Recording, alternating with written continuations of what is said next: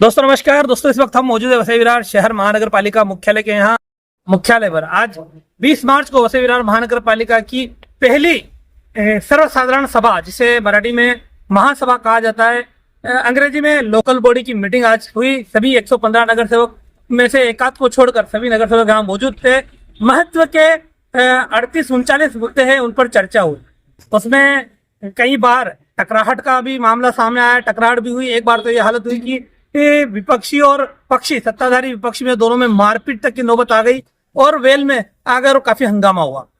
शुरुआत में ही, आज जब शुरुआत हुई थी, जब शुरुआत में ही विपक्षी नगर सेवक जब आ रहे थे, तब वो अपने एक खास तरह का जैकेट उन्होंने पहना हुआ था, उस पर भी महापौर है वो भड़क गए और उन्होंने वो सभागृह का नियम बताकर उन्हें वहां से निकालने के लिए बोला। उसके बाद में चर्चा शुरू हुई और चर्चा शुरू होने के बाद में जब मुद्दे आए प्रभाग समिति रचना को लेकर, तब फिर टकराहट देखने को मिली। विरोधी पक्ष नेता ने यह आरोप लगाया कि जिस तरह से प्रभाग समिति का गठन किया गया है, वो कहीं ना कहीं सत्ताधारी ने अपने फायदे के लिए उसमें गलत तरीके से उसका ये किया है। तो उन्होंने, भारतीय जनता पार्टी ने इसका विरोध किया। वो जो ठराव है उसमें बाकायदा चुनाव की नौबत आई। हालांकि सत्ता बहुजन विकास आघाड़ी के हाथ में है और बहुजन विकास आघाड़ी ने बहुमत से वो पारित करवाया।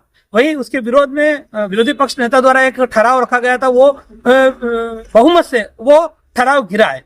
तो उसके बाद ये दो घटना होने के बाद में तीसरी घटना कुछ ऐसी हुई कि जब वसई विरार से निकलने वाली बुलेट ट्रेन को लेकर वसई विरार अंतर्गत उसका जो कुछ प्रभाव पड़ने वाला है, उसके लिए डेवलपमेंट को लेकर एक प्रोजेक्ट, यहाँ एक प्रेजेंटेशन चलाया जा रहा था और वो प्रेजेंटेशन जब पूरा हुआ उसके बाद कहीं ना कहीं भारतीय जनता पार्टी के नेताओं ने, क्योंकि ये जो बुलेट ट्रेन प्रोजेक्ट है वो प्रोजेक्ट केंद्र सरकार का है, तो उन्होंने वहां नारेबाजी की देश का नेता कैसा हो। तब सत्ताधारी बहुजन विकास आघाड़ी के नेताओं ने भी यहाँ लोकल लेवल पर उन्होंने भी नारेबाजी की और उस दौरान कहीं ना कहीं जब एक ये बात आई कि जब उनको चुप करने के लिए भारतीय जनता पार्टी के पदाधिकारी को चुप करने के लिए कहा जाने लगा कि क्या इस तरह के नारे लगाए कि वसई का नेता कैसा हो, तब उन्होंने टोन कसते हुए कहा कि जनता ने नकारा है, जनता ने हराया है। और इस बात ने, इस पॉइंट ने पूरा विवाद का रूप ले लिया। दोनों ही पक्ष, विरोधी पक्ष और सत्ता पक्ष, आपस में भिड़ गए।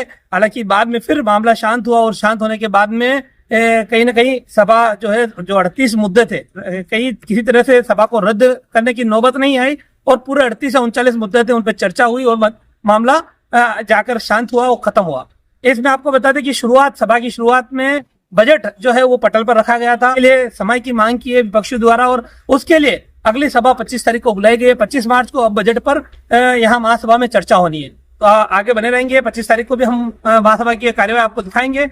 और वसई विरार में अब जिस तरह से सत्ता का डाइवर्जन हुआ है, जिस तरह से टुकड़ों में सत्ता बटी है, उसके बाद कहीं ना कहीं अब इस तरह के माहौल हर बार देखने को मिल सकते हैं, ऐसा हम बोल सकते हैं। फिलहाल आज इस वीडियो में आगे सुनिए विरोधी पक्ष नेता का क्या कुछ कहना है, साथ ही साथ वसई विरार महानगर पालिका के महापौर अजीत पाटिल ने क्या कुछ बयान दिया है। अभी के लिए इतना ही।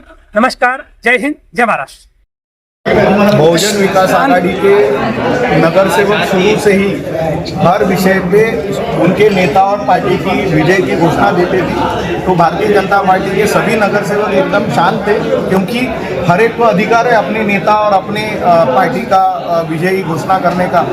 उसी तरह जब बुलेट ट्रेन का विषय आया, ये पंतप्रधान नरेंद्र मोदी जी का ड्रीम प्रोजेक्ट है, देवेंद्र जी भी उसमें काम कर रहे हैं। तो वो बुलेट ट्रेन का जो प्रेजेंटेशन हो गया, तब भारतीय जनता पार्टी के नगर सेवकों ने पंतप्रधान नरेंद्र मोदी जी और देवेंद्र जी के समर्थन में घोषणा की और भारत माता की जय की घोषणा की। तब बहुजन विकास आघाड़ी के कुछ नगर सेवकों को मिर्ची लगी, उसको क्या तकलीफ हो गई समझ में नहीं है, उन्होंने गलत वर्ड यूज करना शुरू किया। तो हमारे नगर सेवकों ने भी उसका प्रतिवाद किया और उसके बाद में जो भी हो गया आपके सामने है। लेकिन अभी वो विषय खत्म हो गया है। अभी हमारी जो लड़ाई है, आपने देखा रहेगा सभागृह में हर विषय पे भारतीय जनता पार्टी ने जो चिट्ठा था वो खोल दिया।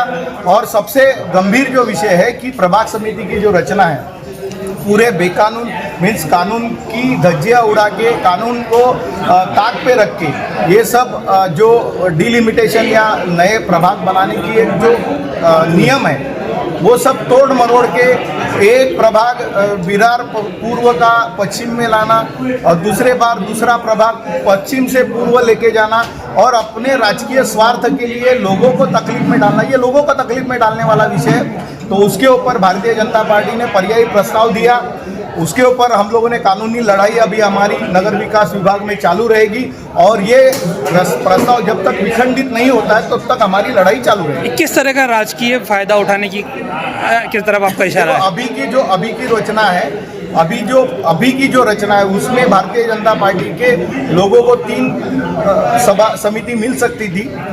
उसके लिए उन्होंने ये सब चाल खेली, लेकिन इससे लोगों को तकलीफ हो रही है। भारतीय जनता पार्टी को सभापति पद मिले ना मिले ये बात अलग है, लेकिन लोगों को आप देखो ना कि विरार के एक प्रभाग का आदमी पूरब में जाएगा और एक विरार पूर्व का आदमी पश्चिम में आएगा। ये कौन सा लॉजिक है, किस तरीके का है? केवल अपने लोगों को सेट करने के लिए, उनको सभापति बनाने के लिए सब प्रस्ताव आया है। तो इसका हम लोग पुरजोर विरोध करेंगे और आने वाले प्रशासन जो नगर विकास विभाग में हम लोग ये प्रस्ताव खंडित करने के लिए पूरा जोर लगाएंगे। लेकिन बहुमत बात सामने आया है, भविष्य में इस तरह का कोई विवाद ना हो उसके लिए क्या सार्थक कदम उठाएं? नहीं, देखो उसमें दोनों सभागृह के महापौर है और बाकी सब लोग हैं, इसके ऊपर बैठ के चर्चा करेंगे और सत्ताधारियों की जिम्मेदारी है कि उनको ये सब विषय में अपने सदस्यों को भी काबू में रखना चाहिए। इसमें पहल भी किसने की थी? नहीं, महापौर साहब की सभा सत्ताधारियों की जिम्मेदारी है कि अपने सदस्य को कंट्रोल में रखे, उनको लोकशाही जो है सिखाए, ऐसी अपेक्षा है। धन्यवाद। सर, आज जी महासभा झालेली आहे अतिशय वादळी महासभा झालेली आहे, धक्काबुक्कीपर्यंत महासभा गेलेली आहे. कशा पद्धतीने या महासभेकडे बघतो? खेळीमेळीच्या वातावरणामध्ये महासभा पार पडलेली आहे. सर्व विषय हे सहमतीने सगळे झालेले आहेत. त्यामुळे वातावरण चांगलं होतं, चांगल्या पद्धतीने होतं आणि महासभेमध्ये अशा छोट्या मोठ्या कुरबुरे होतात, त्याच्यात फार काय मनावर घेण्यासारख्या नव्हत्या. परंतु नवीन काही सदस्य आहेत आणि त्यांना कसं बोलावं, काय बोलावं हे कळत नाही, कुठच्या कॉमेंट्स कराव्या हे कळत नाही. परंतु त्यांना आम्ही तशीच कल्पना दिलेली आहे, पुढच्या वेळी असं काही ते करणार नाही असं मला खात्री आहे. सर, कुठले कुठले महत्त्वाचे विषय होते यामध्ये की ज्या विषयावरती चर्चा झालेली आहे, कोणत्या विषयावरती मतदान घ्यावं लागलं? बघा, महिला बालकल्याणचे सदस्य असतील, आरोग्याचे सदस्य असतील, त्याचप्रमाणे प्रभाग रचना असेल, पाणी पुरवठ्याचे आहेत, फेरीवाल्यांचे विषय आहेत, उद्यानांचे विषय आहेत, असे अनेक विकास कामांचे विषय आलेले आहेत. एवढेच विषय अजून बाकी आहेत, ते पुढच्या विशेष सभेमध्ये येतील. सकाळी बजेट दाखल झालेलं आहे स्थायी समिती सभापतीने, त्यावर देखील चर्चा 25 तारखेला होणार आहे आणि एखाद 2 विषय सोडले तर सर्व विषय सहमतीने झालेले आहेत. एकूण भाजपचे आरोप आहेत की प्रभाग समितीची रचना केली, जी प्रभाग रचना झालेली आहे ती चुकीच्या पद्धतीनं झालेली आहे आणि सत्ताधाऱ्यांना सोयीची वाटेल अशा पद्धतीनं केली असा त्यांनी आरोप केलेला आहे. जसं भाजपने BJPने नवी मुंबईमध्ये प्रभाग रचना केलेली आहे त्या पद्धतीने आम्ही देखील चांगली प्रभाग रचना केलेली आहे. सगळे प्रभाग एकमेकाला लागून आहेत, कुठचाही असा वेडावाकडा प्रभाग झालेला नाही आहे. वसई तालुक्याची भौगोलिक रचनाच फार मोठी आहे, त्यामुळे काही गोष्टी छोट्या मोठ्या होण्याची शक्यता आहे. परंतु आम्ही जे पण प्रभाग आहेत ते सगळे प्रभाग एकमेकाला जॉईंट असलेलेच आम्ही घेतलेले. भाजपाच्या विरोधी पक्षनेत्याची असा आरोप आहे की बवियाच्या विधानसभेमध्ये त्यांना जनतेनं नाकारलेलं आहे आणि त्यामुळं बविया हा कुठेतरी त्यांना मिरच्या लागतात अशा या शब्दामध्ये ते जे आरोप करतायत, तर या आरोपाकडे कसं? काय सांगितलेलं आहे की मतं दिली नाही म्हणजे नाकारलं, म्हणजे विधानसभेमध्ये ते म्हणतात. तसं नगरपालिका महापालिकेमध्ये काय झालेलं आहे का, भाजपला लोकांना कळालेली आहे एकी भूल, ती लोकांनी नाकारली त्यांना आणि ते 115 सीट निवडून आणणार असे वल्गना करत होते. महापालिकेमध्ये आमची सत्ता येणार होते असे वल्गना करत होते. तर ते सगळेचे सगळे सीट या त्यांच्या वल्गना ह्या धुळीला मिळाल्यात असं आम्ही म्हणायचं का? बरोबर आहे. मग आम्ही त्यांना मिरची जमली असं म्हणायचं का? शेवटी बघा, कुठचेही आपला नेता असेल त्याबद्दल घोषणा देणं बरोबर आहे, परंतु समोरच्याने जर आपल्या नेत्याच्या घोषणा दिल्या तर त्याचा देखील मान ठेवला पाहिजे. नवीन आहेत सदस्य म्हणून यावेळी ठीक आहे, परंतु ते काही गोष्टी आहेत त्यांच्या चुका आहेत, परंतु ते नवीन आहेत. त्या पुढच्या वेळी त्यांच्यात सुधारणा होईल अशी मी अपेक्षा बाळगतो. यानंतरच्या महासभेमध्ये अशा काही घोषणा किंवा अशा काही गदारोळाच्या बाबतीत काही आपण नियमचा करणार आहेत का? सभा नियम आहेत, सगळ्यांना लागू आहेत.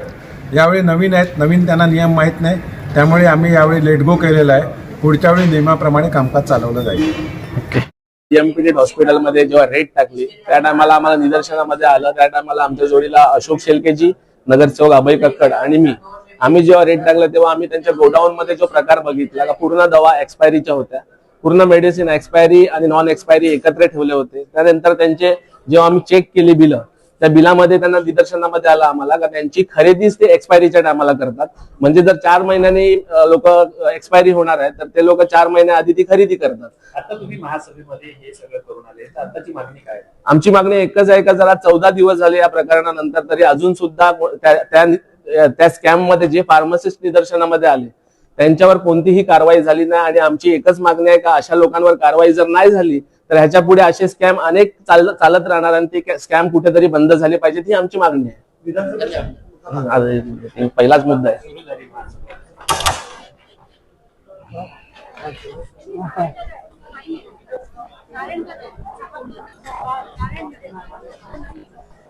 हमारे चैनल सैफ न्यूज़ लाइव पर अपने व्यापार और सेवा से संबंधित विज्ञापन प्रसारण हेतु दिए गए मोबाइल नंबर पर संपर्क करें।